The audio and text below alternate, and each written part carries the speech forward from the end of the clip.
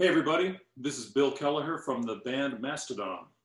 You know, what got me into playing guitar was all my friends were playing. I was like the last guy out of like 6 of my buddies who were all playing guitar.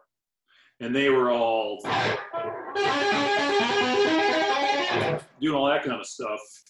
And I was like, wow, that's amazing. What is all that stuff? You know, that's really cool. So, you know, when I first heard Van Halen, it was actually when I saw Van Halen, I saw Eddie Van Halen play.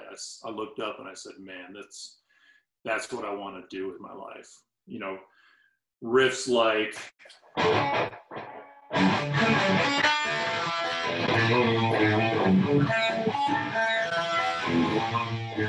picking up the guitar. I begged my dad for a guitar. Finally, I was 15.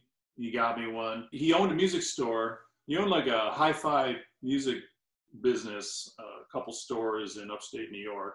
And, you know, I was like, Dad, I really want a guitar. I want an amp. I want a distortion pedal. And he was like, distortion? That's what we're trying to get rid of in hi-fi. We're trying to give you the cleanest tone possible. So we were always button heads. What really changed my world was a good buddy of mine, Bernie Talty. He was my best friend for a long time in high school, and we used to jam a lot together. He was playing Crazy Train, and I was like, dude, I felt like giving up at the moment. I was just like, I can't play like you guys. You guys are just way too good. I'm not even in the same world. I can play like Smoke on the Water and stuff, but I told myself if I could learn how to play that riff in Crazy Train, that I had a standing chance.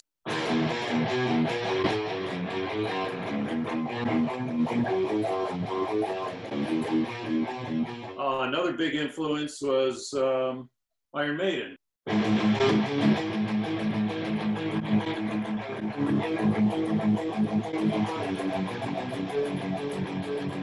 When I learned that, I was, again, like, wow, that's so chunky and it sounds so, you know, the harmony notes in there made it sound orchestral, kind of like, you know, so many guitars going on. It was like classical music, but with a distortion pedal, like metalized. I had accidentally got this Dead Kennedys tape passed along to me in the art room. And I was like, my friend was like, dude, listen to this, the stupidest music you've ever heard. It's terrible. And I heard it and I coveted it. I was like, this is awesome. I don't know what you're thinking, man. This music is crazy. It is as cool as shit. I love it. It was Frankenchrist. And, you know, immediately wanted to be in a band playing music like that because it was so far out and it was not on the radio. You couldn't find it anywhere. You couldn't find pictures of these dudes, the records. You could barely find their records. And inside the records, there was never any pictures of the guys. And where's the pictures?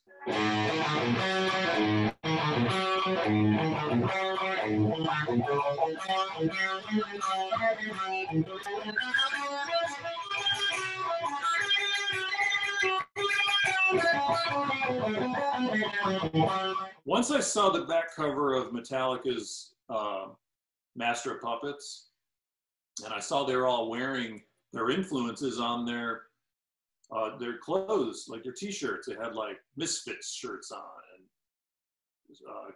Jeff Hanneman had a Dead Kennedy sticker on his guitar. I was like, mate, these guys, these fucking hardcore Satanists listen to Dead Kennedys? How fucking cool. So, you know, I started listening to Slayer and I was like, whoa, man, this is blowing my mind. I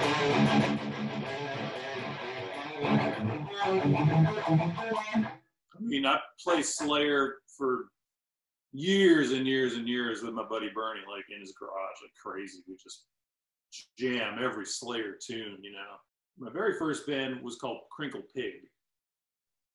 And I got that name off of a type of a leather jacket I was trying to sell when I worked at Wilson's Suede and Leather. The leather was called Crinkle Pig. I was like, oh, that's a great name for a punk rock band. So this is really tough, reaching back this far. I think one of the first riffs I wrote for my band went something like this.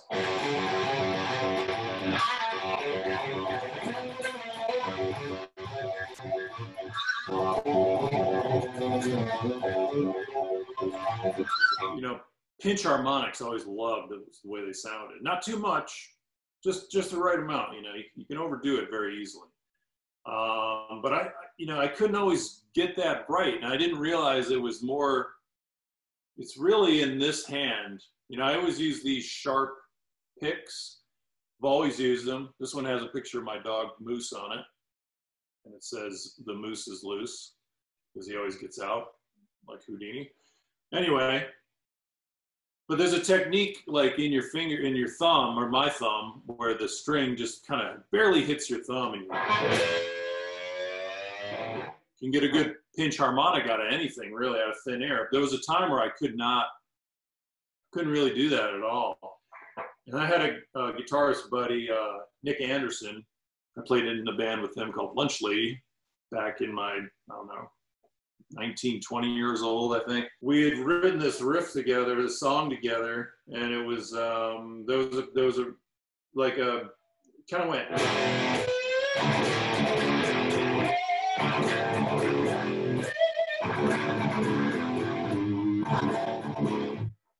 And there was a riff over it.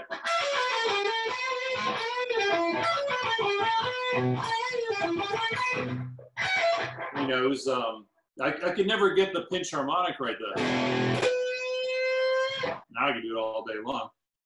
But he taught me that you can move this hand, get different weird octaves and stuff like that.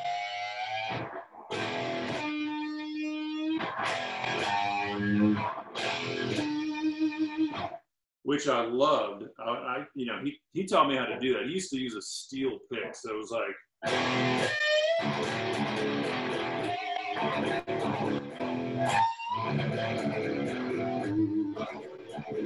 So it almost sounds like every time you hit that harmonic, you're hitting a different note. So when I started Mastodon, I was trying to write as much just original stuff as possible.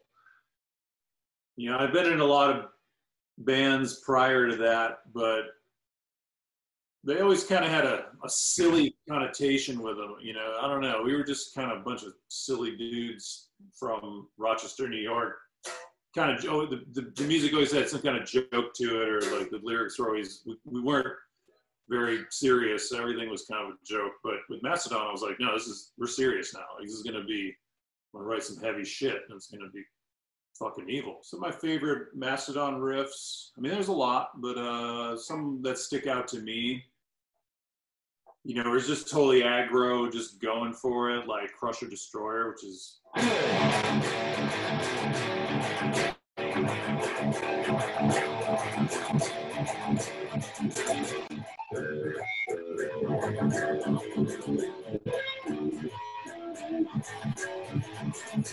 Sleep in the Deep.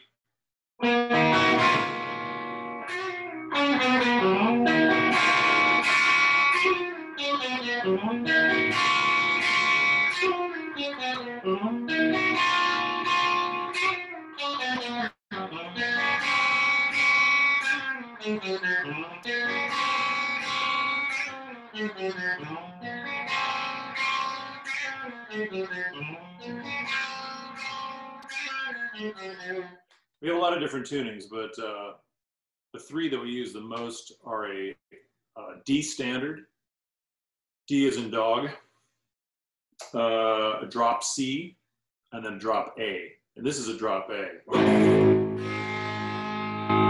So this tune is, it's like towards the end of Spectralite off The Hunter.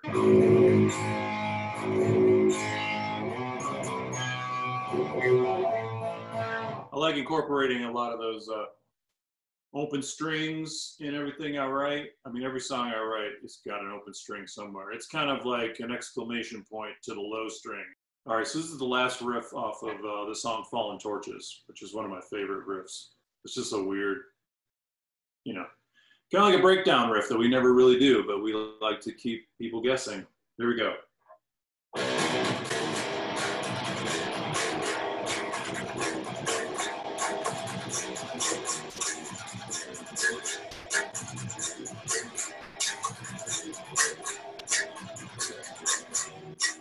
We wrote a song for the Bill and Ted's new movie, which is in theaters now, I believe. And this is one of the riffs off that. It's another chock full of riffs kind of song.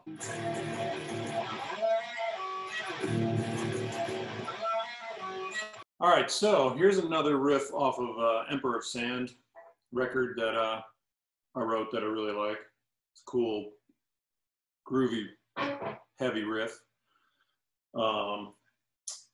It's called Sultan's Curse.